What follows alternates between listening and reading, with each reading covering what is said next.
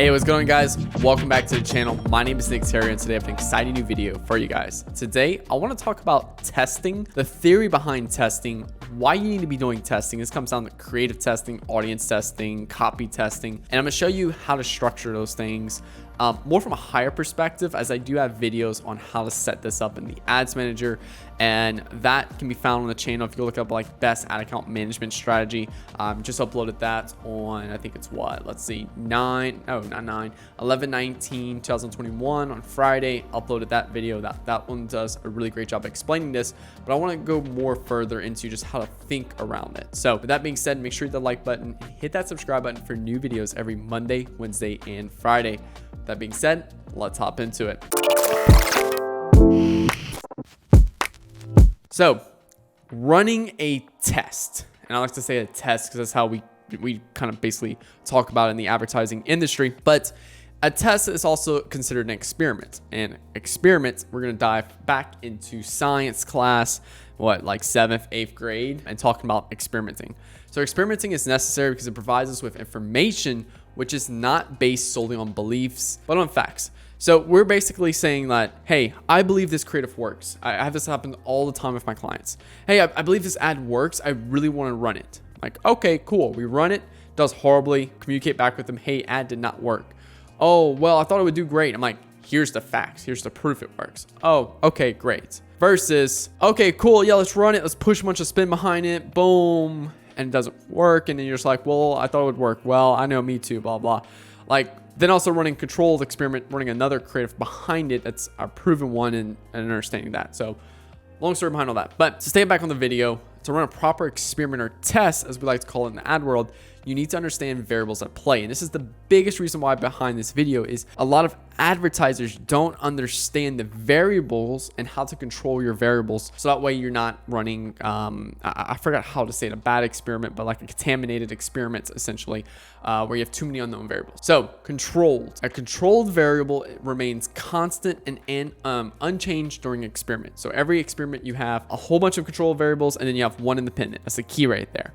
So an independent is the variable we're testing. So that's big to understand. You have to understand that out of all these control variables, I can only have one that I'm going to change up to be the independent in the experiment. So variables in Facebook ads, your conversion objective you choose, the audience, the creative, the copy, the headline, the offer, the landing page experience, and the product itself. These are all variables that will affect your results as an advertiser.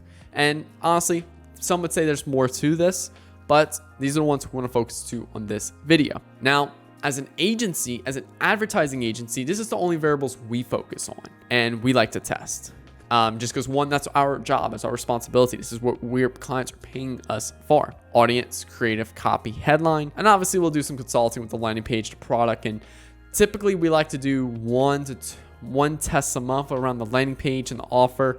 The product, we never change because we work with businesses that are already profitable in their product. We're just helping them scale further. Now, I want to showcase what are these variables that are highest to lowest in terms of profitability, prioritization of when you should do this and when should you not. Because it's great. Here's all the variables. Let me go test a bunch of these. And then you're going to be like, which one should I test first? Well, this is your key right here. These is the way to prioritize these specific variables. Creative. Honestly, 80% of your results come from here. You're creative. So creative, copy, headline, audience. Audience, very low because you only need one or two audiences to scale to 6-7 figure.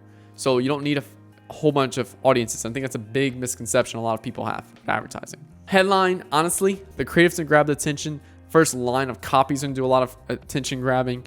Headline now I think is actually a little bit lower. Like we're literally using just a product name for the headline and we're seeing great results with that. Now, how do you structure these tests? We've identified that you have independent variables, so you can only have one at a time. Control variables are things we just leave the same, we never change. So if you're gonna test a creative, the independent variable, the only thing we're gonna change in an ad is the creative. But we're gonna make sure that we run this new ad we create with the same headline that's best performing in the account, the same copy that's best performing, and the same audience that's best performing. So we're giving this creative, the only thing we're changing is creative, and we're leaving audience, headline, and copy the same because we know those are already best performers. But if you introduce an ad for brand new creative, brand new audience, brand new headline, brand new copy, you don't know which one works and which ones doesn't. So that's very big right there to understand. Now, testing copy, same thing. The independent variable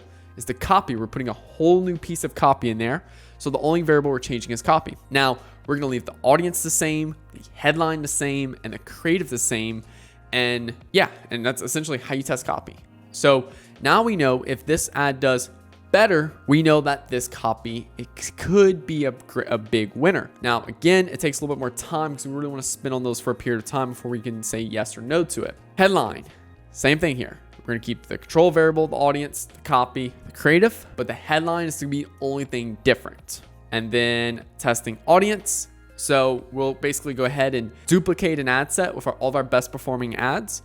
Just change the audience. We have all of our best performing ads with creative that's working, copy that's working, headline that's working. So we have all these best performing stuff. We want to put it against a new audience, and we'll test that audience and see how it works. Now, after the test is done, we need to review, because reviewing is the other half, like isolating your variables, understanding control variables and constant variables. The next thing is understanding what to do after the test, because that's really big right there and not most people do it. If something worked, why did it work? Why did this creative work? If we put a new creative out there, had a higher click-through rate, lower CPC, what is different about this variable than every other variable we've done in the account?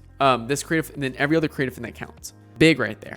Okay, cool. It's a girl holding the product versus all the other ones. It's just a product flat on the bench. Okay, cool.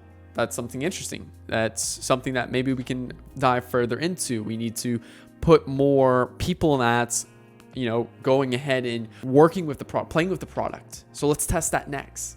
If something didn't work, why didn't it work? So let's say in a complete different scenario, all the other ads were the product on the bench. This one was a girl playing with the product. Why didn't it work?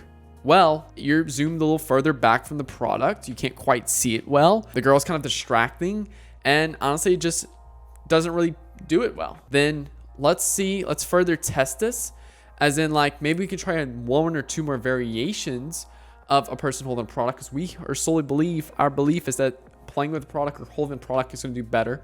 So we're going to test maybe one or two variations just to make sure that we completely rule this out. And then what's going to happen is, when you start to take note of what works and what doesn't work, you're going to do less of what doesn't work. So if you're noticing that every ad you do with a person holding product does bad, then you just likely you won't do it. Like, you're going to rule that out. Like, hey, that's not something we need to focus on with ads. If every ad that you do with someone holding a product works, then let's dive further into it. Let's keep creating more, and let's test more things. Let's have the girl with 3 different hooks to grab people's attention. 3 different hooks she'll say at the beginning of the video. So like ad 1 has this hook, ad 2 has this hook, ad 3 has this hook, before she starts playing with the product. You'll never believe what I got at the store yesterday. And then she starts playing with the product and showing it off. Like that, boom, grabs people's attention. Something common lately is the little speech bubble for asking a question on TikTok. Oh my God, how did you whiten your teeth so much? And then running that as an ad of that particular person responding to it. So what you're going to do is you're going to start spawning new experiments, figuring out what worked, what doesn't, and you're going to spawn more, testing what has worked and diving deeper into it, which creates more experiments. So you're not just going to do creative test once or copy test once or headline test once. In fact, you're going to do creative testing weekly. We do copy testing once or twice a month. We'll do audience testing once or twice a month, and headline testing, honestly, once or twice a month. Creative testing, though, 3 to 4 times a week, we're launching a new creative.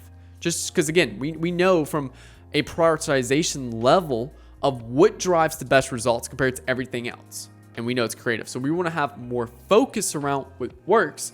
And as a business owner, you have to understand what drives your results and what doesn't.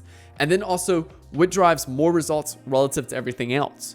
And if you focus more on that, you can grow your business, scale your business faster, because you have greater focus and you understand your core lead indicators that get you your lag indicator, which is your result that you're going after. So really hope this video kind of helped you understand testing, creative, copy, offer, and things like that, and why we do testing, and how to actually structure your own tests. And more of than just, here's the ads manager, here's how we do this, but more of the logic behind it. Because if you can think logically behind it and understand why we do things, not just here's how to do this, then you can also start to grow outside of your shell that you're in right now and start to expand your mindset, and you can go ahead and test more things with the proper knowledge of how to run a test. And it's gonna kind of free. It's like I'll catch a fish for you, here you go, or I'll teach you how to fish and you'll never go hungry for the rest of your life.